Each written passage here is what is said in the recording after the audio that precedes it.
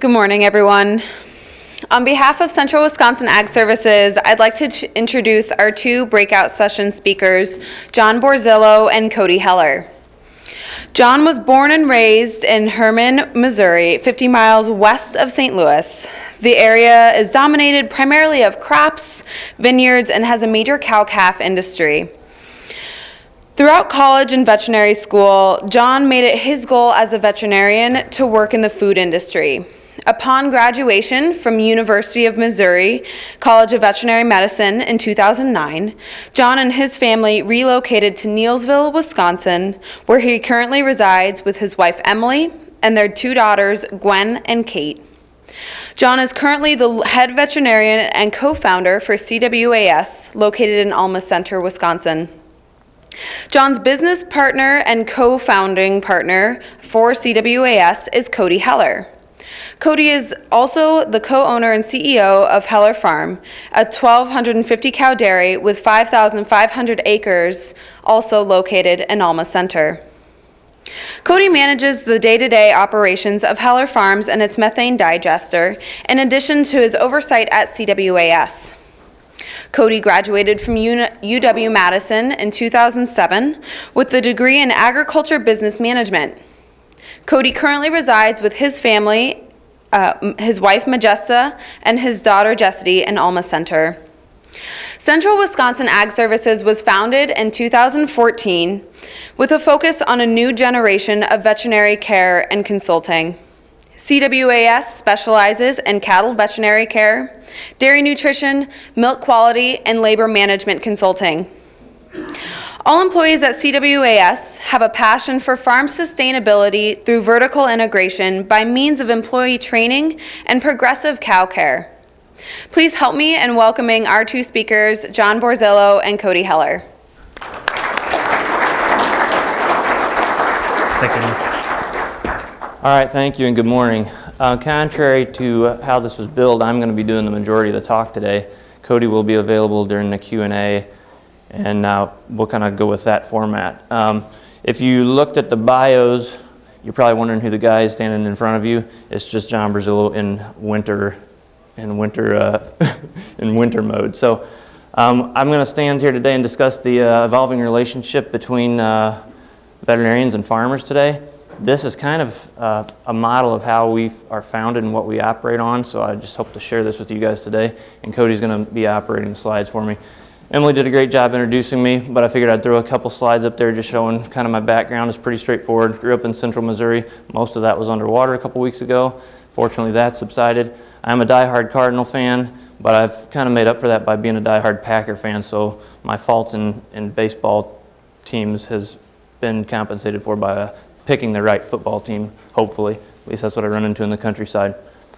This is a picture of my family. I think everybody should probably post a picture of the family. We are all in on the dairy business. We love dairy. My daughter, Gwen up there on the far left, she's 4 years old and just recently had her first slice of Kraft singles, and she didn't believe that it was cheese. So like Jim Gaffigan last night, we like cheese, we like dairy. Everything we do involves the dairy industry, and my wife was the first person in our local grocery store to buy a bottle of Fairlife and taste it and review it. So we love the dairy industry. It's pretty ingrained in us. So let's get down to the topic at hand. As Emily said, I am a partner and head veterinarian in Central Wisconsin Ag Services. It's kind of a unique model, I think, for the state of Wisconsin because I am in partnership with a dairy farmer, and not in the sense that we own cattle together. I think there are several operations in the state where dairymen and veterinarians work together, and in some form, I think most of them frequently own cows together. I do not own cows with Cody, so we are strictly partners in the veterinary side. So it kind of makes our relationship unique in that he's a partner in the business, but he's also a dedicated client to me. I've worked with Cody for 5 years as a client prior to even forming CWAS. So what I'm going to look at is based on some observations that have come through our relationship. If you want to change slides, that'd be good. What this presentation is not about, I want to make it pretty clear right off the bat, because what I'm doing and what Cody and I are doing together has ruffled some feathers, to be quite honest with you, in my own industry. I guess I'm kind of working on becoming a black sheep of sorts, but I want to be clear right off the bat that this is not about damaging or abolishing the relationship between veterinarians and dairy farmers. And it's not going to answer every question that it may raise today. Towards the end, I'm going to come up with some possibilities in terms of what this relationship looks like going forward. It's not going to be a catch-all or a final solution. If you want to change slides. It is. Oh, sorry. This presentation is about some observations, like I said. What we've gathered in working together and kind of where I've come as a professional in the veterinary industry. And it's about improving the relationship between dairy farmer and veterinarian ultimately. Observations. I think there's an emerging divide between farmers and veterinarians, and I don't want you guys to picture in your mind some epic battle or struggle that's going to take place and unfold between us. I think it's a more subtle thing that's happening, and I'm going to kind of paint a picture of how that's happening and why before I get into what the relationship looks like going forward. So we'll look at that in terms of, first, I want to look at the veterinary industry because I am a veterinarian and I don't know how many of you as farmers are really aware of what's going on in my industry. And it is going to dictate how we interact with you guys going forward. So some considerations to think about. We got a lot of schools opening in the country. More vets, larger classes, budgetary concerns in colleges. They're driving class sizes up. Everybody wants a vet school. So we're looking at an oversupply, and it's pretty well documented. This is a big problem, and veterinarians all over the country are talking about it. We have more debt. Average current debt load right now for a graduate, and this is as of 2013, is $160,000. And I know for you farmers, that's chump change, right? You guys don't buy anything unless it costs $250,000, but that's a lot of money for a piece of paper. And there's a lot of fear. I mean, I've worked with older practitioners and younger alike. We host a lot of externs, and there's fear from new graduates that there's not going to be jobs. There's fears from retirement age practitioners that they're not going to be able to sell their practice. Who do we sell it to? These guys are these new graduates are debt laden, and we're not going to be able to unload the practice. You know, it's from new grad to veteran practitioner. There are concerns in the industry. So let's. Yes, sorry. So challenges associated with those observations are less pay, obviously, future uncertainty, and I've heard this from veterans and new grads alike. And it ultimately, I think, leads to a mentality of protecting their bread and butter. And by that, I mean just the traditional vet work, sleeve and leave type stuff, cut DAs. We're going to protect that because that's hourly wage that we can bill for, and that's going to pay back that school debt. And I think that's a risk for us because we're getting too entrenched in the bread and butter type services and not really thinking outside the box. You can jump to the next one. In terms of dairy farms, let's look at the dairy farm side. A lot of this comes from the Wisconsin Milk Marketing Board. You guys are all familiar with that. We know there are fewer farms. I'm preaching to the choir. More cows per farm, larger farms, or larger and more diverse labor forces. I'm not going to dwell on that a lot. But let's look at some of the challenges that may be associated with that. Public perception is a big one. Anytime you have a larger farm, you're on the radar. We've seen farms. We've seen groups attempt to take farms down, and obviously the biggest, juiciest targets are larger farms. And everything, when you talk about a larger scale, everything's larger, including the screw-ups. In terms of animal health and welfare, residues, things like that, more animals you have, it's tougher to monitor some of these things. If someone, generates a residue, it's usually on a grander scale, or it can be. Managing people also, that's also a challenge that larger farms face because you're looking at, you've made the transition from, predominantly family to, in some cases, predominantly Hispanic. So here is kind of a picture, I guess, of what this subtle conflict, I think, that is arising between veterinarians and farmers looks like. And I would guess that if you were to look at the left side on what a veterinarian needs, that probably hasn't changed a whole ton in the past 50 years. We have this ego, we want to satisfy the DVM, do a cool surgery or something, or I don't know, whatever from time to time. We need job security, clients, hours and pay. And again, the hours and pay deal, when you're laden with 300% debt to income ratio, that's going to kind of drive what you do or what you want to deliver. I would say on the other side of the screen here on the right side, this has probably changed a lot over the 50 years. Would anybody attest to that? Yeah. So, I mean, veterinary services are still obviously needed, but I think farms are in need of a lot of protection today, monitoring, implementing, and management. There's you didn't think about that much at all when you milked 90 cows in a tie stall barn. Fast forward to now, and these are big issues. So going forward, before we get into some of the practical changes that I think need to happen, I do want to throw this caveat in there. I think any changes can never come at the cost of these two things, and that's the integrity of veterinary medicine. Veterinary medicine is a well-trusted profession. For whatever reason, the public really puts a lot of credence in what we say and do, and I think it probably has a lot to do with the relationship that we have with pet owners, and that translates into some of the food supply side. And I want to continue to garner that trust because I think it's important going forward, and if we can harness that in the dairy industry, we can use that to our advantage. And here's where I could get myself potentially in some trouble, but I think we should, as veterinarians in the food supply side, nothing, even the care of an animal, should supersede the concept of food safety. We have to protect the food supply, and veterinarians are as guilty as anyone, I think, in terms of allowing some mistakes to happen here. So I think in the pursuit of vertical integration, that's what that VI stands for, the temptation for a large farm can be to fire a vet and have, train farm staff to take over, hire an accredited foreign veterinarian. This guy considered that. We've had open discussions about it, but both are dangerous. And the next slide will kind of demonstrate that. Legally, you can get in trouble for performing certain tasks on your farm. And these are just a couple of veterinary examining board statutes. I'm not going to read them in detail just because you can look them up at any time, and if you want, during the course of this presentation, you can take pictures or I can provide these slides for you.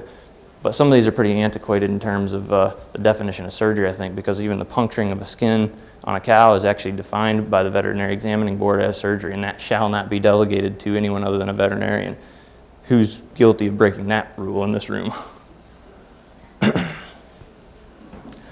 This one, if you have a brother, he's probably sent you something absolutely stupid and inappropriate, and this one came from my brother on my 34th birthday. I don't know what he meant by that, but I thought it has a place in this discussion, because does this guy on this billboard look like a trusted source of a procedure? No, and I think in terms of public perception, if the public were to find out that non-veterinarians were doing certain procedures, it may bode poorly. I mean, I've trained farm staff to do a lot of different things. And I've since kind of backed off, just wondering, what does it look like for the public to see a non-veterinarian doing certain things? And not that they ever would, but the question has to come to mind, in my opinion. Public perception is huge, and as soon as you damage, as soon as the public perception becomes negative, we lose integrity and we damage a market, because again, we're producing food.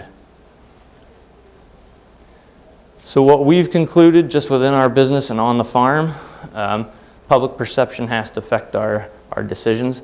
Long term, I think we do need to examine the value of certain training. I've trained his staff to do some pretty advanced things. Ultrasounding is one of them, and I know there's probably some people in the room that are doing that, but he's pretty vertically integrated.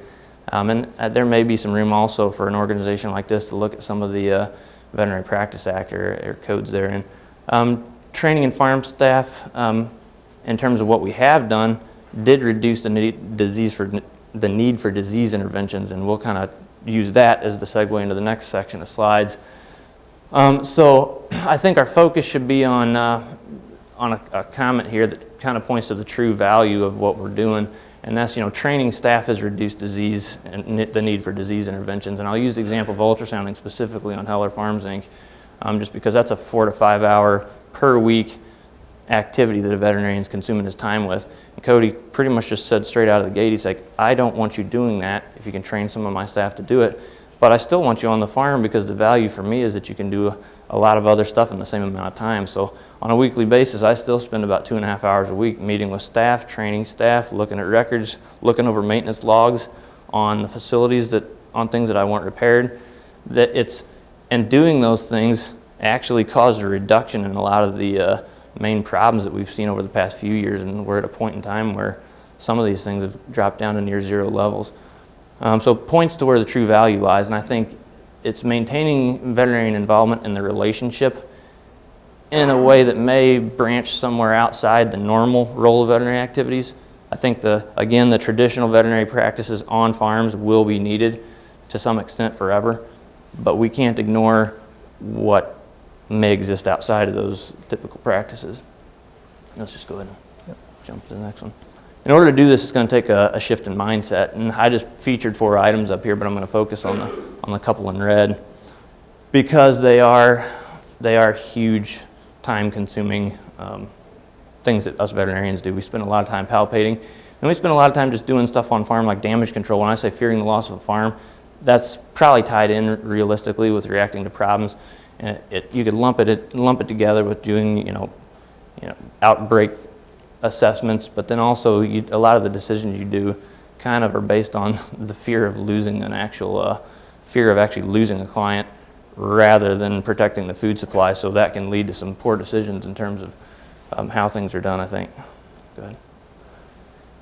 For farms that are already palpating, again, this was just a slide I threw in there to highlight the fact, if you're already doing some of these things yourselves on farms, there's still a lot of room, I think, for protecting farms and the food supply. And that's the main area I want to focus from here on out in terms of how veterinarians should be relating to dairy farms. So again, this is a little bit of a repeat. I mentioned it earlier, but I think over the care of animals in the dairy industry, we should be focusing on the safety of the food supply. I think it's good for us to in our office, we look at ourselves as food supply veterinarians, and the care of animals is definitely an important thing for us, but the food supply is paramount to that. So we make all decisions in terms of how we handle and manage cattle under the express statement there on the screen, protecting the food supply. Farms and vets are guilty of compromise here. And I don't know if you guys are aware of this or not, but we host a lot of externs. We've had externs now from 7 or 8 different states and 2 different foreign countries now that have come and worked with us. And a couple of those surrounding states, I actually had a veterinary student from the University of Minnesota tell me, wow, I can't believe we weren't pumping all kinds of drugs into these cows because you veterinarians over here in Wisconsin are kind of some cowboys in the Midwest. And that's not a good reputation, frankly. So protecting farms in practical terms, I think we all know the drug discussion. Use them how they were intended to be used, on label and when needed. I think particularly, again, in my practice experience, and when I came out of school 6 years ago, there was a lot of pressure on me as a new graduate just to fall in line with what was being done. And so I'm guilty of violating these two principles. So in transitioning to what this looks like more practically for Central Wisconsin Ag Services, we've actually focused on reducing the need and thereby reducing the use. And we have really made good on that in a couple farms. We've actually pulled mastitis tubes out of a farm altogether this year, which was a pretty good move for our milk quality guy. In terms of welfare, how many farms have down cow protocols and basic handling protocols written and trained and do active training with your staff? I've got couple of my clients, and one's in the back of the room there. I give him kudos. He works with his staff all the time to maintain excellent cow handling. And the cow handling on that farm is something that as a veterinarian, I'm absolutely proud of. And as your veterinarian spending time looking at your welfare on your farms, I think, again, kind of going back to what the veterinarian spends most of his time doing, and I've been guilty of doing it in the past, go to the farm, you fix a DA, you sleeve a few cows, and you leave, and you take no time to assess welfare challenges or issues like that.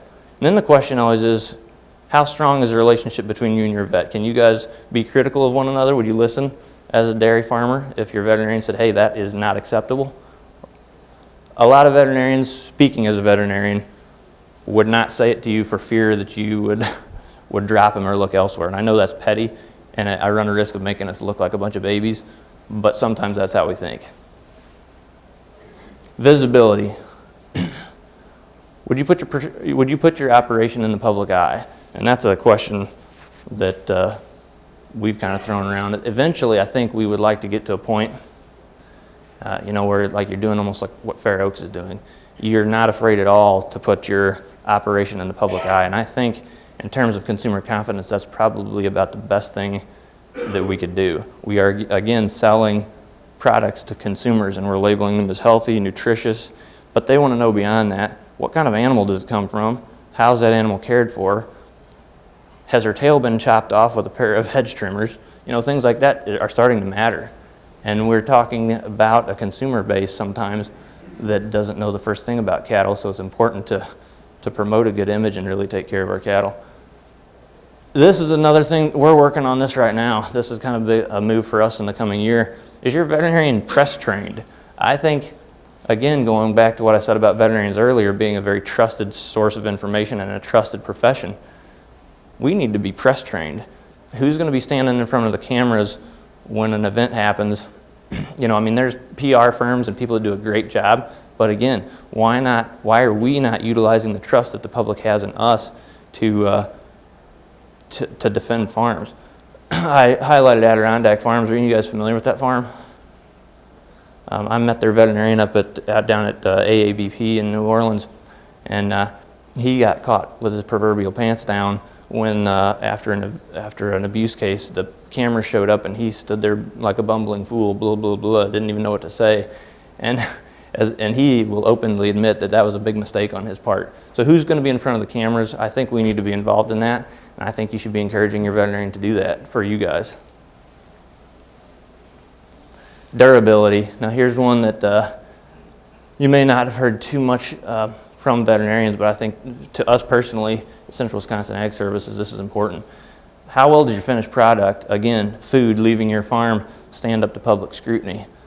I was made aware this year of a massive drug residue violation by a veterinarian, and it was pretty disheartening because we've got all of these efforts in place to try to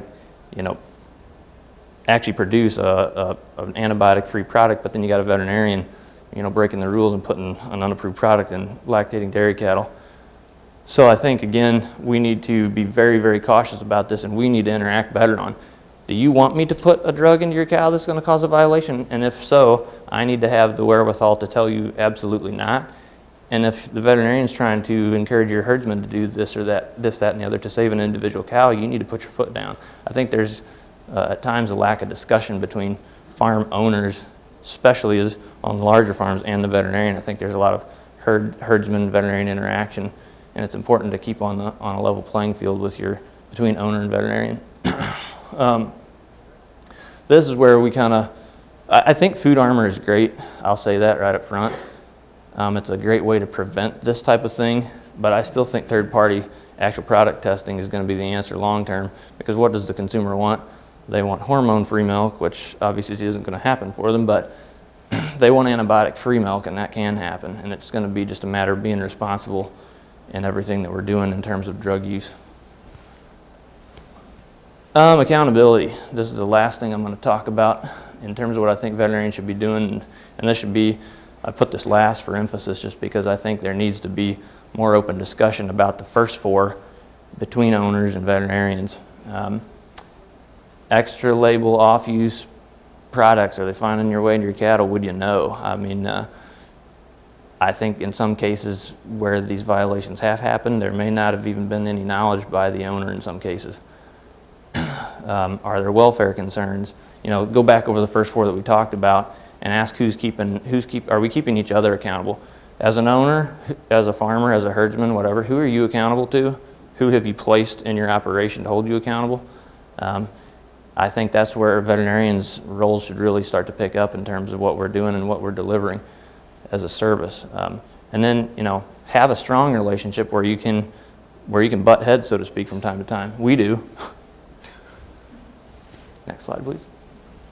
So in conclusion here, I'd go back to the 6th slide and just pull this quote off. Ultimately, this presentation is about improving the relationship between farmer and veterinarian, because we do need each other.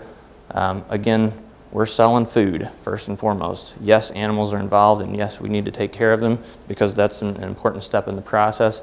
But we are selling food to a consumer that has certain expectations of us.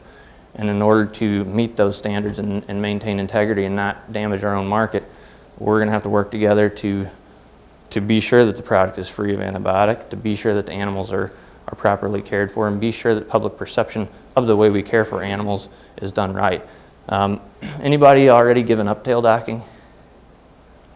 Yeah. So that's coming, and we might as well just face the music and jump on board with it, because I think it's better to do it now rather than fight about it later. And I certainly don't think that topic should be the hill that we stand on in terms of fighting consumers over something. Because again, it's all about food, and what consumers want is going to drive the market. Final conclusions.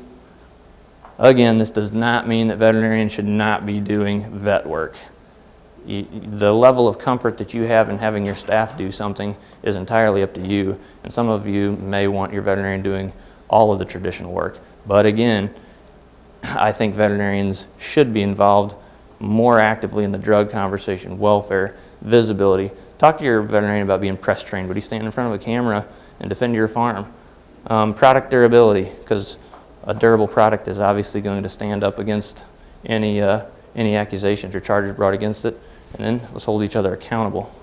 These are the primary areas where I think we should work together. And this does start, I think, in a lot of cases with dairymen.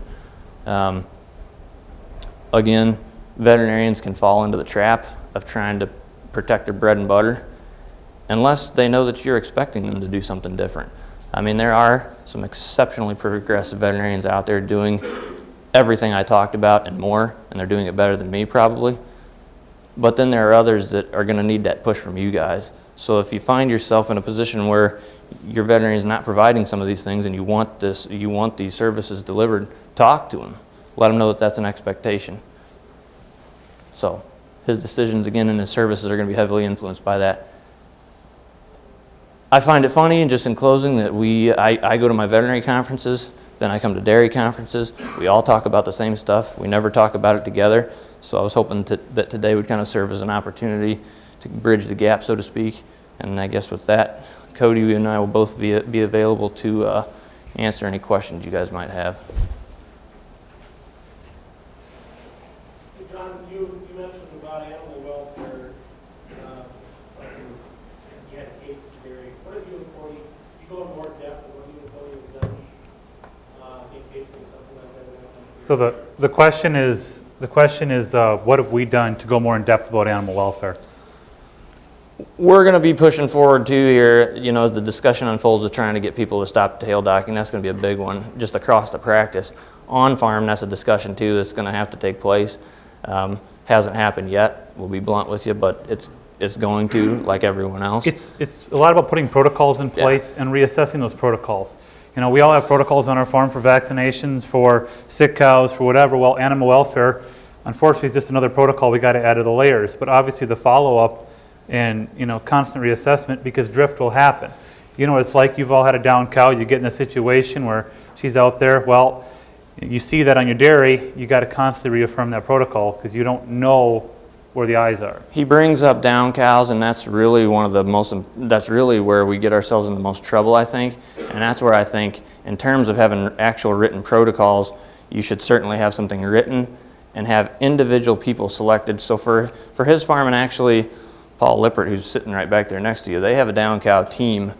And if they have a down cow, only these people should ever be involved because they've been trained on not using mechanical means of dragging, lifting, etc. We try to move animals on the farm with manpower. Now that's tougher.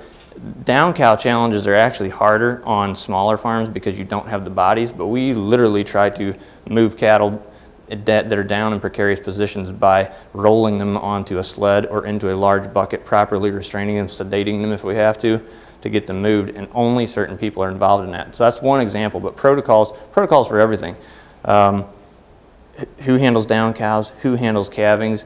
In that there's some things that you're never going to solve, because in that Adirondack case, one of the things that they reported as this horrible torture was artificial insemination. And I don't see farms giving up artificial insemination anytime soon, but the way it was cast was this horrible metal tool was being used to torture some cow, and that's kind of what we're up against. So anything you can think about in terms of an act that you do every day on a farm that could be perceived negatively, we should look at those and try to formulate some type of protocol on how to do that in a way that is publicly appealing.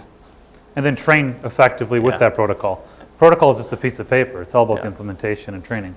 Having a day, night, on-call person for a down cow. Who gets the phone call? Yeah. Because there should be no question in terms of who gets called for a down cow, or who's doing certain procedures. In the past, I think, and again, tail docking is going to be gone, but who does that and how that was done is also kind of an important discussion in the past. But Go ahead. What about overcrowding, and what have you done to your barns to make them better for cow safety?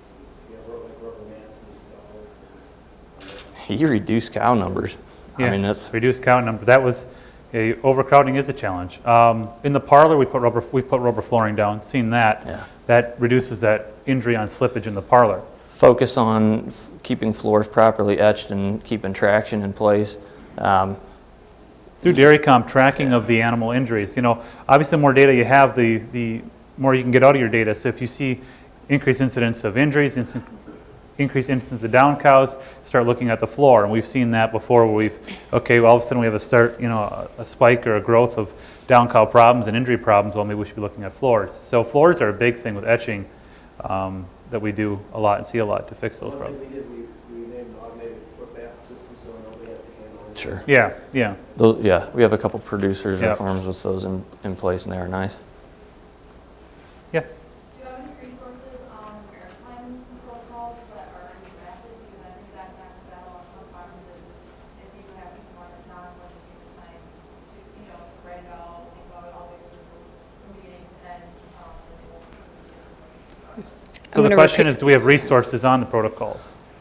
Yes and no. Unfortunately, I feel if you're going to make a protocol for a farm, there isn't necessarily a one-size-fits-all. So on some level, that's where maybe these big programs like Food Armor or the Farms program, they have great principles in them, but they still need to, on some level, be tailored to a farm. And that's really where we just have to take the time as veterinarians to start getting in the discussion. Hey, do you want protocols written for your farm for this instance? And we did a down cow protocol for a farm recently where we literally went in and measured that farm's exit lanes, alleyways, where you're most likely going to find a down cow. Put pictures, and here's how a cow is supposed to be extracted from this area. Here's how a cow is supposed to be extracted from this area, etc. So yes, there are some cookie cutter type protocols, but that doesn't serve every farm well, unfortunately. We generate a lot of them in-house, specific to that dairy. I get that, but I mean, like, if you had starting point, then it can be. Yeah. I mean, we've got, and we're a year and a half old. I mean, our templates are basically in-house right now, but yeah.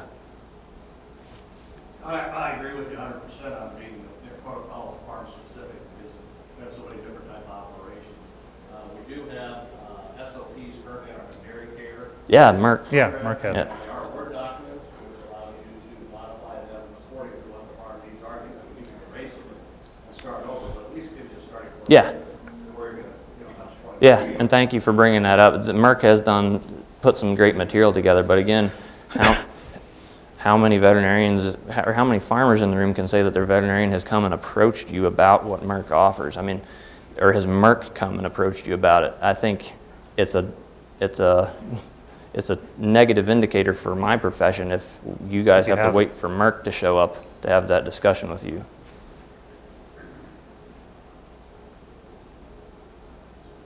Anything else? More questions? Okay. I'll ask the second one. Sure. Talking here. Kind of a unique relationship here between Tony and Don. Any background of what kind of drove you to this relationship as far as coming up with this business? The question was if there was asking about the background between the unique relationship between the farm and the vet here, for those who couldn't hear. Yeah, so one of my major challenges that I was dealing with is I wasn't buying drugs from my vet, through my vet. And when it comes to food integrity and integrity of drug residues and all those different things, I was buying my drugs from a third party and my vet wasn't controlling that, and I wanted my vet to control that. So I talked to John about that, and we kind of started working through the challenges of that and working through the challenges of what can we do to mitigate some of the costing challenges that I have in the dairy, with the ultrasound training being one of them, follow up on hoof trimming, stuff like that, and education like that, and education on all the other treatments, just general cow oversight. Anyway, so started talking to him heavily about that and about the drug issue, and that's how the relationship started. We wanted to create a company where, for the farmer's sake, he could buy drugs from his veterinarian. and do that for a price that is competitive in the marketplace of drugs. And we've generated that, we've done that, and On top of that then too, I mean, we're friends and the time was right for me, so. no, that helped too. But I mean, the root of it is, I want to buy my drugs from my vet. Me personally, for the integrity of the product I'm producing, if the USDA has to come knock and sit at the kitchen table, he's going to be there. I want him selling me the drugs so he knows what's going in those cows if he's going to have to be the one sitting there. And I think that bodes well for your industry. You're going to be the one sitting at the table, John. You want to be selling that product, do you not? Yeah, and yeah. Yeah. So that, I mean, yes, we were friends and he did our work for quite a while up to that point. But that relationship needed to get tighter, and I wanted to get tighter. It's a good question. Go ahead, Peggy. Talking about the evolving relationship between the farms and the vets, do you feel that veterinary schools are preparing vets, like yourself coming out, for this type of relationship? No. The question was, do you think veterinarian schools are preparing vets, future vets, for this type of relationship? Sorry. I said no initially, and that was kind of just rude of me, but veterinarians coming out of school are pretty impressionable, so actually they're going to turn into whatever practice more than likely they fall into right out of school. I kind of ran that risk for a while too. I looked at what I was doing and what I kind of felt even pressure to do, and I'm like, no. The basic knowledge for students coming out of school is absolutely there. I've hosted a ton of them. Obviously, there's going to be some more intelligent than others. They're coming out with a relatively uniform skill set. Some of that's going to rely on practitioners like myself and other practices out there to finish off their training, in the practical terms rather. But in terms of this type of relationship that I've kind of outlined here, I don't think so, because I don't think there's a whole lot. They're impressionable, and yes, they'll learn it. They could pick it up like that, but I don't think that most practices that they're going to fall into right out of school are going to promote this. So does that kind of answer your question? We've had enough vet students now. We hired a graduate, and the impressionable thing is very key. And when they come out and they join a practice, they'll learn the practices of that practice, essentially. And I think that's a lot of where that's going to come from. This type of relationship isn't necessarily coming from the vet school. Because when they come out, they got the practical knowledge. Relationship with the client and the farm and how that works, they're still learning. Correct? Yeah, and vet schools are getting better, but food safety discussions is still focused and maybe influenced to some extent by the relationship between pet and veterinarian. We focus on the animal care. And then I think, again, in an industry whose product is food, the food supply veterinarian needs to emphasize food production and safety over even the animal care. The two are very tightly related, and we have to, we can't be doing stuff for the sake of food that jeopardizes animal welfare, but we have to think food first, followed closely by animal. Yes. This is the last question we'll have time for. Okay, my daughter is a junior in high school and she wants to be a vet, and the first part of your presentation was fairly negative about going into it. What advice would you give? That's a good question. The question was, his daughter is a junior in high school, interested in being a vet. What advice would you have? Man, that's loaded too, because I hate to rain on the dreams of young students, but lately, until our profession gets some things sorted out, I have kind of been advising people, unless you are just dead set on it and you understand what you're going to be roped into, don't do it. And those numbers are straight off of I love AVP. my profession, and but if I look back, if I started now and had to do 4 years of vet school in the current environment, I don't think I'd do it.